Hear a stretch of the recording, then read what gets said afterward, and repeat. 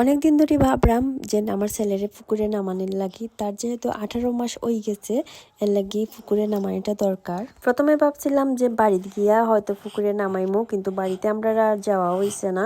পরবর্তীতে আমরা যাইমু বাসাত। হঠাৎ করে আমার এক দুঃসম্পর্কের বাই আইসুন, আর এই হিসেবে আমি কইতে যখন আইসে তাইলে ময়নারে আমরা পুকুরে নামাইলাই, মামা যেহেতু আসুন। আমরা বাসার পাশে একটা পুকুর আছিল, এখানে আমরা সব সময় আই যে কোনো দরকার হইলে, তো ভাবলাম যে এই পুকুরটার মধ্যে আমরা নামাই। পুকুরে তেমন পানি একটা আসিল না, এটা একটা বাগানের পুকুর, তারাপুর চা বাগানের মধ্যে এই পুকুরটা।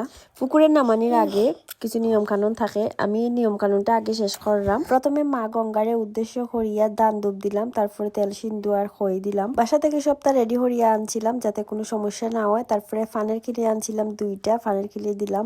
যেটা যেটা নিয়ম কানুন করা লাগে সবকিছু প্রথমে শেষ করলাম। তারপরে মামায় তার বাইকনারে লইয়া পুকুরে নামি গেছেন। স্লুকে প্রথম একটু ভয় পাইছিল, কারণ ঠান্ডা পানি আসিল, আর তার মামায় কুলোহরিয়া তান্ডে একটু পানি চিটা দিয়া তারপরে কুলোহরি তুলি লাইছেন উপরে। পুকুরটা অনেক বড়, কিন্তু পানি কম, শীতকাল থাকায় পানি কম আসিল। পানিত নামতে গিয়া ময়না পুরা ভিজি গেছে, তার সারা শরীরে পানি। তারপরে মামার দেহা দেখি বাইক নাইও মা গঙ্গারে প্রণাম করি লইলা। আমার ময়না যেটা দেখবো এটি অনুসরণ করিয়া এটি করার চেষ্টা করব। তারপরে আমি সবাই একটু একটু প্রসাদ দিলাইলাম। প্রসাদ হিসেবে শুধু চাউলের প্রসাদ আছিল, চাউল আর খলা দিয়া প্রসাদ করছিলাম। তো একটু যেহেতু আর মানুষও কম, এখানে সবাই আমি একটু একটু করে প্রসাদ দিলাইলাম। সব অনুষ্ঠান শেষ করিয়া এখন আমরা বাসাত যাইলাম গিয়া, আর এটা আছিল চা বাগানের মধ্যে দিয়ে রাস্তা। সকালবেলা যেহেতু মানুষজন খুব কম আছিল, পৌলমি এখানে কয়েকটা সাদা ফুল দেখিয়া তাই পারার চেষ্টা করছিল এখানে উপরে উঠিয়া। সো গাইস, আজকের মতো আমার ব্লগটা শেষ করলাম। সবাই ভালো থাকবা, টাটা।